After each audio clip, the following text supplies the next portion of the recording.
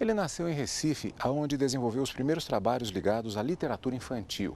Além de criar o texto, ele ilustra as obras que escreve. No primeiro bloco do nosso programa Iluminuras de hoje, eu converso com o escritor e ilustrador André Neves.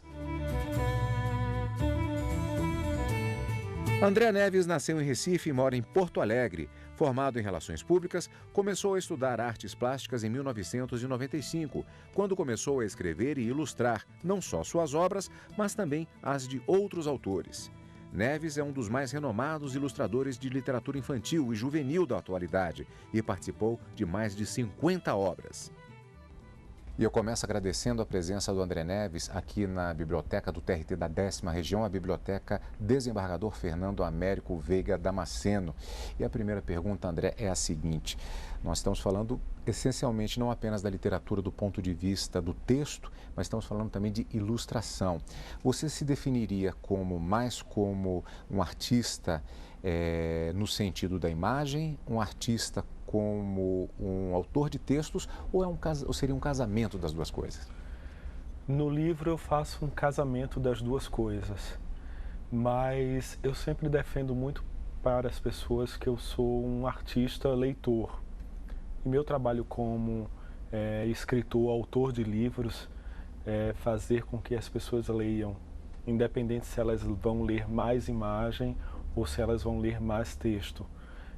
Eu sou, na verdade, um promotor de leitura. Como foi o início da sua convivência? E nós sempre abordamos aqui no programa essa questão dos primeiros contatos com os livros. Como é que foi esses primeiros contatos, inclusive do ponto de vista dessa questão da imagem? Eu sempre fui leitor desde criança. Eu venho de uma família de leitores, de professores. Atualmente eu moro em Porto Alegre, mas eu nasci no Recife, que culturalmente é uma cidade muito rica, muito colorida, muito viva. E eu sempre fui participante dessa cultura, que é uma cultura popular, uma cultura de referência do nosso país, que é a cultura do Nordeste e a cultura de Pernambuco. Essa mescla de cultura visual que eu experimentei nesse período que eu vivi em Recife até os meus 22 anos, eu acho que me deu uma base muito grande para me tornar um leitor visual e conseguir juntar a literatura com essas experimentações artísticas que eu fazia, até descobrir que o livro, né, o livro em si, e trabalhar com ele. Apesar de morar há 15 anos no Rio Grande do Sul, eu acredito numa cultura visual que ela se estabelece também na nossa formação. Então, a minha formação como ser humano, como pessoa, nas coisas que eu acredito, foram sedimentadas em Recife. Apesar de eu morar num estado tão longe, num estado que tem uma cultura tão diferenciada, a minha essência, a minha realidade visual ainda é muito buscada nas minhas próprias experiências da minha formação, da minha infância, da minha juventude. Até porque o foco do meu trabalho é a infância. Então eu sempre retorno a esse meu passado visual que de uma forma ou de outra se estabelece nos livros que eu faço. Agora, a gente está falando tanto sobre imagem, eu não mostrei nenhuma imagem ainda, não é? Então vamos pegar aqui um dos livros já publicados do André Neves, Um Pé de Vento, já mostrando pela capa. Você faz uma técnica utilizando a pintura sobre camadas, seria isso? Porque a gente percebe exatamente esse fundo colorido e as figuras sendo ilustradas. Como é que você faz isso? É uma pintura por camadas? Poderia se definir assim? Isso, a definição é perfeita. Eu trabalho com tinta acrílica, com guache, com têmpera, e trabalho com muitos materiais alternativos. Eu procuro sempre uma técnica mista. Então, os meus livros têm vários tipos de tinta, vários materiais que eu acrescento junto com a execução do livro, e essa mistura consegue dar características que me agradam muito como criação, porque os meus livros eles são todos feitos à mão, as minhas ilustrações. Os recursos de computador são apenas para montar o livro ou algum recorte, algum detalhe que eu uso o elemento gráfico para finalizar. A primeira vez que a menina olhou a árvore, correu rápido que só vento. Vento é coisa difícil de se ver, mas as duas gostavam de senti-lo agitando o fino de seus cabelos lisos e brilhantes. Foi assim que entre elas surgiu uma amizade tão forte que quando Íris abraçava a árvore, poucos sabiam olhar para perceber que era a árvore que não largava a menina. O que vem primeiro, o texto ou a ilustração? Pode você partir de uma determinada ilustração, uma ideia para desenvolver o texto? Geralmente vem de uma imagem e eu desenvolvo essa história a partir dessa imagem. Mas é uma mistura muito grande entre o texto e a imagem, porque no decorrer do processo que eu vou criando o livro, a imagem ela vai se modificando tanto quanto eu modifico a parte escrita. A imagem me ajuda muito a limpar o texto e o texto me ajuda a limpar a imagem. Podemos dizer que não há propriamente um elemento principal. O desenvolvimento, o processo criativo, é paralelo entre o texto e a ilustração. Isso, até porque eu quero que os dois tenham o mesmo peso dentro da história. Eu quero que cada uma conte a sua história e que elas se complementem. Chegar a isso é um processo de construção junto, né? Uma linguagem dialogando com outra para se tornar um livro. Há um ponto específico que é muito importante, que é o fato do público para o qual você escreve e ilustra, que é o público infantil. Isso é um elemento muito específico, você tem que ter uma sensibilidade no sentido de trabalhar essa linguagem para que atinja esse público. Isso é um elemento de desafio a mais? Isso é mais difícil? Isso é mais fácil? Não, isso para mim não é um desafio porque eu não penso na criança quando eu estou fazendo o livro. Eu penso em satisfazer a minha criação como artista. A relação dos meus livros serem comercializados para um público infantil, para crianças, para mim não estabelecem o que meus livros são. Eu acredito mais que eu faço um trabalho para a infância do que um livro para criança. Eu acho que os livros para a infância, eles conquistam leitores de todas as idades. Vou mostrar uma outra obra, também essa, texto e ilustração do André Neves. Aqui no caso do Entre Nuvens há uma característica também. Ele é um lançamento aqui no Brasil, mas houve uma opção no sentido de se fazer o lançamento, primeiramente em uma edição italiana. Por quê? Isso. Ele saiu numa editora italiana, a primeira versão dele é italiano. Nós temos um mercado de livro ilustrado muito grande. Não estou falando a nível de Brasil, a nível de mundo. E existem algumas editoras no mundo que eles têm um acesso muito grande em traduções.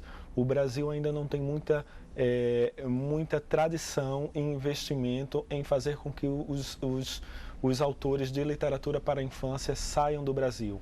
Estamos trilhando esse caminho. E essa oportunidade de ter um livro publicado lá fora foi para dar uma dimensão e um conhecimento a mim mesmo de como é ver um livro meu lido e por tantas línguas, né? por tantos povos, como essa relação de leitura. E em termos de lançamento, como é que foi a experiência de se fazer primeiramente o lançamento na Itália? A Itália tem uma tradição muito grande com livros que eles chamam de álbuns ilustrados. E existe um respeito muito grande lá fora à imagem para o livro, a esse tipo de linguagem. Então, foi experimentar de uma maturidade profissional que o Brasil ainda está descobrindo, né? Lá fora ele já tem esse respeito muito grande pelo ato criador da imagem, tanto quanto da palavra. Há uma resistência em relação à ilustração em livros? Não há uma resistência. Eu acho que está uma descoberta da ilustração do livro infantil. Com a melhora do parque gráfico brasileiro, os livros passaram a ser melhores em relação às imagens. Então as pessoas passaram a perceber mais a imagem dentro do livro contando uma história. Eu gostaria de mostrar ainda outro livro que também é lançamento, Tom, também do André Neves, tanto o texto quanto as ilustrações. E aqui você tinha falado a respeito de gostar muito do branco. Nesse livro, particularmente, principalmente nas primeiras ilustrações, há uma utilização muito grande do fundo branco também nas ilustrações. Não é por acaso, há uma intenção especificamente no caso dessa história.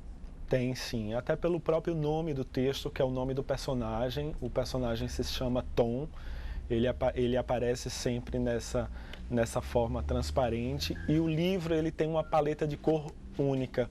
Ele segue o mesmo tom do início ao fim. Então todo esse pensamento da linguagem, da forma, da cor, ele é estabelecido para contar a história. Todos esses elementos, eles se comunicam para atrair o leitor para dentro da história. Uma última pergunta, André. Com relação, todo escritor e também os ilustradores têm as suas fontes de inspiração, todo artista tem as suas fontes de inspiração.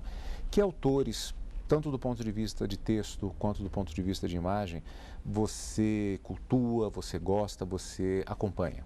Pintores que me serviram de inspiração é Teresa Costa Rego, Reinaldo Fonseca, Badida, muitos pintores no Nordeste de Pernambuco.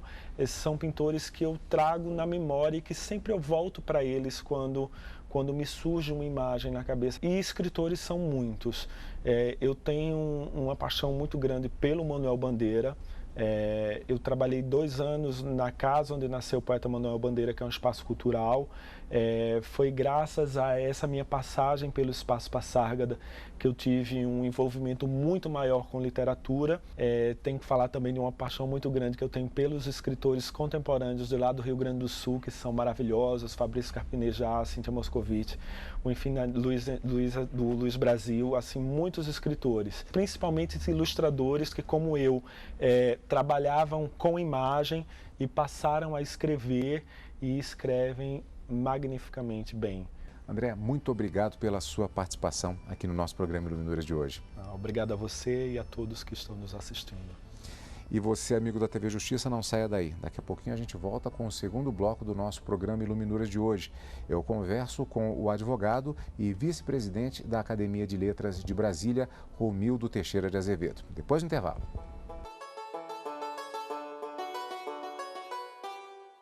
Estamos de volta para o segundo bloco do nosso programa Iluminuras de hoje.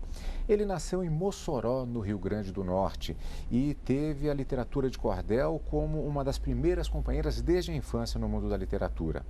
Segundo ele diz, Pavão Misterioso, que muita gente pensa que é apenas uma música gravada pelo Ednardo, e também a chegada de Lampião no Inferno, são garantia de boas risadas. Eu converso agora com o advogado, também bancário, Romildo Teixeira de Azevedo. Doutor Romildo, muita gente pensa que Pavão Misterioso é apenas aquela referência à música que ficou famosa por ocasião daquela novela Saramandaia. Então muita gente faz associação com aquela música, que era a música da novela, uma das principais músicas da novela, Pavão Misterioso. Na verdade, é um dos pilares do próprio cordel, esse estilo que é essencialmente brasileiro, nordestino, mas que tem base no próprio cancioneiro europeu. Sem dúvida. O Pavão Misterioso é um dos temas basilares, recorrentes na cultura nordestina. Ao lado de aventuras, de heróis, como Lampião, onde há discussões, onde se é visto como herói e é visto como cangaceiro. A história da garra, da saga nordestina, tudo isso é mostrado na literatura de cordel. E como era feita essa literatura de cordel no Nordeste, na minha infância? No dia de feira, onde se reúne a comunidade rural, vem à cidade fazer suas compras e venda de produtos, era comum a gente encontrar os repentistas vendendo o cordel realmente em cordões estirados e colocado o cordel. E um ficava lendo, cantando, às vezes acompanhado com pandeiro. Isso reunia muita gente. E a gente ia se habituando àquelas mensagens, sempre mensagens de otimismo, mensagens de alegria, mensagem com valores culturais da época. E Pavão Misterioso é um tema desse. Com certeza, a música pegou carona na cultura nordestina, na cultura popular. Como sempre acontece, o que acontece no povo é subsídio para a cultura, a literatura, para hoje a cultura televisiva. Tudo vem, a origem está lá no povo, lá na base. Quem teve a oportunidade, ou ainda hoje tem até a oportunidade de conviver com essa cultura da literatura de cordel, inclusive na sua raiz, nas próprias praças do Nordeste, é um bom início no sentido de despertar o gosto pela leitura? Sem dúvida é um bom início, até para a criança. Nós temos hoje no Brasil a Academia Brasileira de Literatura de Cordel. Temos publicações, agora 100 livros de 100 cordéis importantes, já existe no mercado também. E continua viva a produção de cordel. Tá? É muito importante porque todos os temas, sai um tema novo hoje, amanhã já tem cordel pronto na praça. No caso, há uma curiosidade que eu gostaria de perguntar exatamente, que foi o fato da sua chegada ao universo do direito. Porque tem uma relação direta com ter que lidar com coisas variadas. Porque antes de se tornar advogado, trabalhou também como bancário. E tinha que lidar com todo tipo, particularmente, acho que em Mossoró, inclusive, tinha que lidar com crédito rural, com notas, contratos. Isso foi um atrativo natural já para o curso de Direito. O curso de Direito a gente percebe ao longo da vida que onde existe atividade humana, existe o direito presente. E isso a gente, por força da profissão, sentia carência de necessidade de informações mais técnicas. Então isso me levou naturalmente ao curso de Direito. E atendeu realmente a minha expectativa.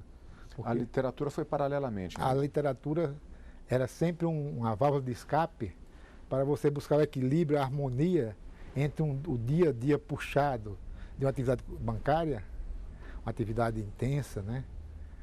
De gerenciar conflitos, buscar equilíbrio, operar o crédito e numa região mais carente. Então isso aí leva você a um estresse natural, onde você busca uma compensação que era na poesia, na literatura de cordel. Tá? Então, foi caminhando passo a passo, o crescimento na área do direito e na área da literatura. O Dr. Romildo, ele é da Academia de Letras de Brasília. E, bom, todos conhecem a Academia Brasileira de Letras. E nós, aqui no Iluminuras, falamos eventualmente, particularmente da Academia de Letras de Brasília, mas também das entidades que trabalham nesse universo das letras nos estados e também até nos municípios, nas cidades. E muitas vezes o público não conhece, ouve falar, mas não tem o conhecimento do que se tratam estas entidades. Gostaria que o senhor nos falasse um pouco como surgiu, o que especificamente a Academia de Letras de Brasília. A Academia de Letras de Brasília surgiu há 30 anos. Em Brasília, no movimento de pessoas ligadas à leitura, inicialmente compunham o círculo do livro, se reuniam em casa de amigos, naquele grupo, dentre eles Clairê de Souza Pires, que era bancário também, era o fundador da academia, Murilo Moreira Veras, também do Banco Central. Então esse grupo se reuniu e criou uma entidade com o fim de naquela época em Brasília, no início de Brasília, era fazer a divulgação da cultura nacional aqui, tornar Brasília um polo cultural, não ficar só a Rio e São Paulo. E realmente a academia desempenhou esse papel bem. E a gente pensa em futuramente fazer um trabalho intensificando em que Brasília seja representada na Academia de Letras. Além da divulgação cultural, também são publicados livros de autores essencialmente brasilienses, e entre eles o próprio Dr. Romildo faz a leitura dos livros para as publicações. Atualmente está lendo um livro já publicado, que eu gostaria de mostrar aqui, de Tarcísio de Noá Medeiros, Coronel Mota, um colonizador do Rio Branco, em Roraima. O senhor está lendo esse livro nesse momento, é uma publicação recente. Esse livro é de autoria do confrade nosso, Tarcísio de Noá Medeiros, historiador, radicado em Brasília há muito tempo. E ele faz um trabalho de pesquisa documental importante para a história do Brasil. Então, esse trabalho traz toda a característica de levantar a colonização de Roraima, né? Eu gostaria de mostrar outro livro, também de um componente da Academia de Letras de Brasília, Francisco Adalberto Nóbrega. Este livro publicado pela editora Tesauros, Português, a Língua da Liberdade, a Constituição Federal e o Idioma Oficial da República do Brasil. Esse livro ele faz uma série de considerações a respeito da língua portuguesa e é prefaciado, inclusive, pelo Dr. Romildo, falando a respeito das considerações linguísticas e as razões de Estado, as questões políticas. Eu até lhe pergunto exatamente a questão da língua, e no caso a própria língua portuguesa, é algo que extrapola a, por assim dizer, mera questão da comunicação. Razões de Estado, razões políticas estão constituídas nesta relação entre o Estado e os seus cidadãos. Sem dúvida, esse trabalho do professor Adalberto Nóbrega é um trabalho inédito. E Adalberto Nóbrega tem uma característica, é um confrade nosso da Academia de Letras, e ele sempre aborda temas inéditos e polêmicos. Então esse trabalho aí hoje é um trabalho que é fonte de pesquisa no mundo jurídico, porque ele mostra que quando se fala muito no acordo da língua portuguesa agora, envolvendo os países lusófonos, essa importância que tem o Brasil como condutor desse processo, como condutor em parceria com os demais países, em mostrar toda a potencialidade da língua. É algo que transcende a mera, por assim dizer, questão da comunicação. Sem dúvida, porque envolve interesses maiores, interesses de Estado. Doutor Romildo, com relação, falamos no início da literatura de cordel, como uma fonte primária, justamente de contato com o universo literário, com o universo de contar histórias, e além dos livros também dos próprios confrades, como o senhor mesmo disse, da Academia de Letras de Brasília. Que outros autores o senhor cultua, que outros autores o senhor acompanha também? Nós temos, por exemplo, o Ronaldo Alves Mozinho, que lançou esse livro aqui, Ronaldo Alves Mozinho. É um livro fantástico, literatura de Homero à contemporaneidade. Então, isso é uma forma da gente trazer a literatura brasileira para a sala de aula, valorizar o escritor brasileiro. Em Brasília, você tem escritores que merecem a leitura em todos os ramos do conhecimento. Você tem desde, digamos, renomados juristas na nossa academia, como, por exemplo, Ulisses Riedel, tá? Como, por exemplo, a doutora Dirceia, que é uma procuradora da República aposentada. Esse pessoal tem valor cultural, tem produção literária que merece a leitura e figurar entre os mais lidos no Brasil. Poesia também? Poesia, sim, também a poesia. A poesia, ela acompanha a academia desde seu nascedouro. Por exemplo, nós temos um dos fundadores, que era um dos grandes poetas de Brasília, Mauro Castro, foi que trabalhou aqui, foi quem transferiu a mesa do Senado para Brasília, ele era funcionário do Senado, mas um poeta de mão cheia. A academia tem um site que as pessoas, os nossos amigos telespectadores possam visitar? Tem o site, www.acleb.org.br. Tá? Queria agradecer muito a participação, parabéns pelo trabalho no acompanhamento da literatura de Brasília e também do Brasil na Academia de Letras de Brasília, e agradecendo a sua participação, portanto, mais uma vez aqui no nosso programa Iluminuras desta semana. Nós que agradecemos e ficamos à disposição, estaremos juntos, divulgando a cultura, divulgando Brasília, divulgando o Brasil. E você, amigo da TV Justiça, nós temos um encontro marcado já na próxima semana com mais uma edição da revista eletrônica sobre literatura aqui na TV Justiça.